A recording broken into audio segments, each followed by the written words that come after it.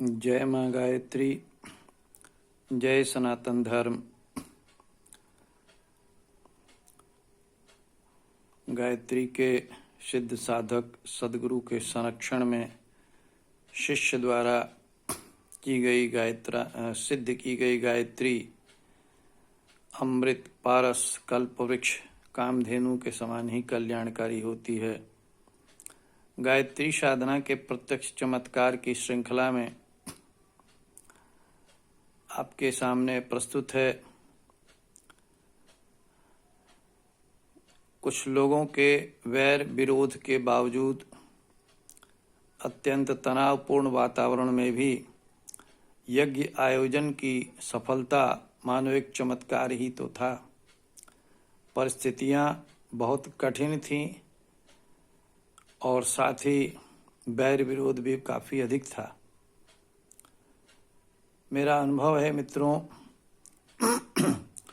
41 वर्ष की गायत्री साधना, 1 करोड़ से अधिक गायत्री महामंत्र जप और लगभग 4000 से अधिक गायत्री महायज्ञ छोटे बड़े यज्ञों के संचालन का मेरा अनुभव है। हजारों ग्रंथों के स्वाध्याय मनन चिंतन का अनुभव है कि जो भी सनातनी हिंदू अपने जीवन में सुख शांति समृद्धि सुरक्षा और सफलता पाना चाहते हैं, वे नित्य नियमित गायत्री साधना प्रारंभ करें और मनचाही सफलता पाएं। जो लोग श्रद्धा विश्वास के साथ नियमित गायत्री साधना करते हैं और जिन्हें समर्थ गुरु का संरक्षण मार्गदर्शन प्राप्त हो, उनके जीवन में असंभव भी संभव होने लगता है। प्रस्तुत घटना उसी का प्रत्यक्ष उदाहरण है।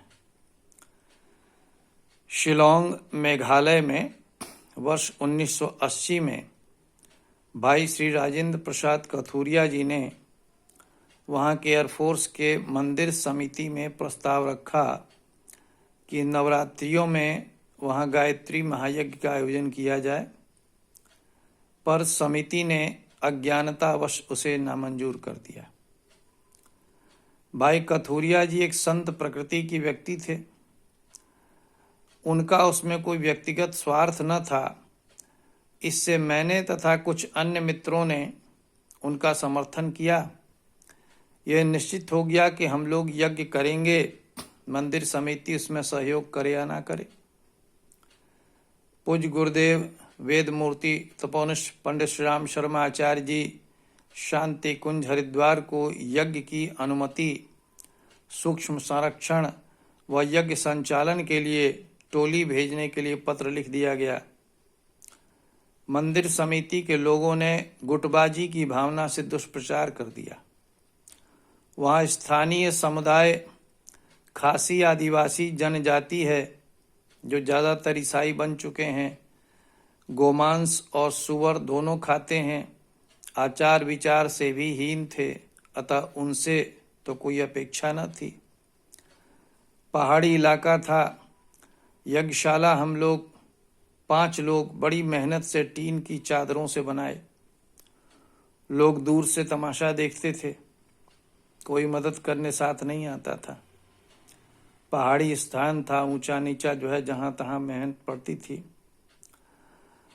अगले दिन यज्ञ प्रारंभ होने वाला था।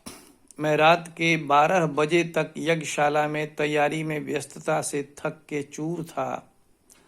अभी तक यज्ञ संचालन करता टोली भी नहीं पहुंची थी। इससे हम सभी घबराए हुए थे। इधर यज्ञशाला और पंडाल की सफाई बाकी थी। मैं रात के 12 बजे सोने चला गया। घड़ी में 2 बजे का अलार्म लगा दिया और बेहोश की तरह सो गया। 2 बजे अलार्म बजा तो आंखों में मिर्ची जैसी लग रही थी। आंख मुंह धोकर यज्ञशाला में पहुंचा तो सन्नाटा था, पर एक नवयुवक वहां झाड़ू लगा रहा था। वो भाई कथूरिया जी का साला था। उसका नाम अशोक था। वो दिल्ली में शाहदरा का रहने वाला था। उसने युग निर्माण विद्यालय गायत्री तपोभूमि मथुरा में 1 वर्षीय प्रशिक्षण लिया था। मुझे बहुत आत्मग्लानि महसूस हुई कि यह अतिथि होकर कार्य कर रहा है और हम जाकर सो गए थे। पूछने पर उसने बताया कि गुरुजी ने कहा है कि आज का काम कल पर मत छोड़ो। हम दोनों के सफाई करते करते भोर हो गई। टोली भी पहुंच गई थी। रास्ते में उनकी गाड़ी का पहिया निकल गया था, पर सौभाग्य से कोई दुर्घटना नहीं हुई थी। हाथ मुंह धोकर हम कलश यात्रा प्रभात फेरी में निकल गए। मेरा गला सुरीला था। मैंने एक भजन गाया, प्रेम करो मत लड़ो किसी से, प्रेम ही से भगवान मिले। यज्ञ संचालन करता तिनसुकिया असम से श्री रामचंद्र यादव, श्री रामदयाल यादव प्रवचन करता तथा श्री वशिष्ठ नारायण झा जी यज्ञाचार्य के रूप में आए थे। संगीत के लिए स्थानीय स्तर पर मैं गायक, श्री इंद्रजीत मिश्र हारमोनियम वादक और श्री अनिल कुमार तिवारी तबला वादक के रूप में थे। श्री अनिल कुमार तिवारी आलमबाग लखनऊ के निवासी थे, जो शांति कुंज के वरिष्ठ कार्यकर्ता हैं। जोनल इंचार्ज के रूप में अपनी भूमिका निभा रहे हैं। हम सब यज्ञ की सफलता के लिए बहुत आशंकित थे। सायंकाल का समय था। यज्ञकर्ता टोली मंच पर आकर विराजमान हो गई। पंडाल में हमारे अलावा इक्का दुक्का आदमी ही थे।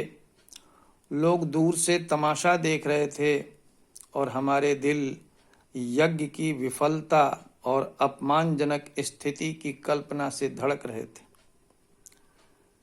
श्री रामदयाल यादव जी ने गायत्री मंत्रोच्चारण और गुरुदेव माँ गायत्री का सुमिरन वंदन कर जैसे ही अभी 2-3 वाक्य ही बोला था कि जैसे चमत्कार हो गया।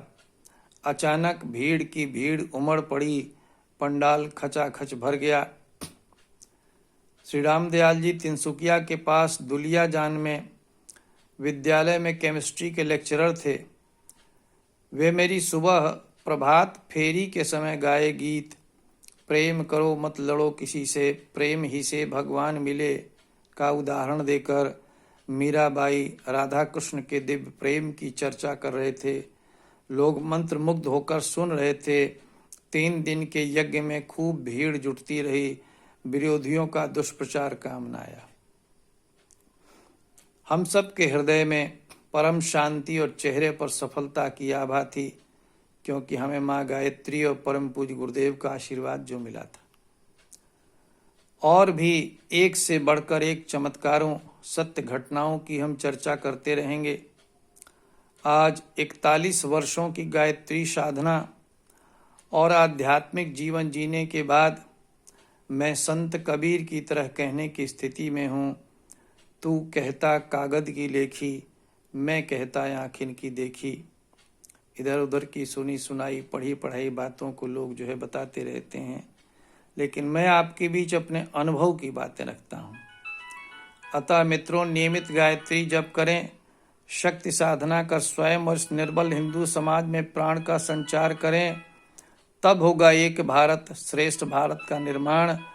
यह गायत्री साधना हम सब के लिए अमृत पारस कल्पवृक्ष कामधेनु सिद्ध होती है।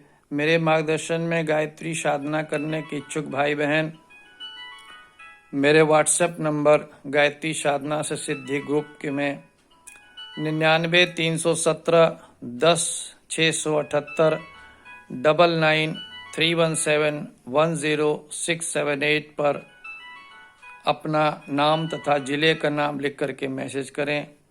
आप सबके लिए मंगल कामना। जय माँ गायत्री, जय सनातन धर्म।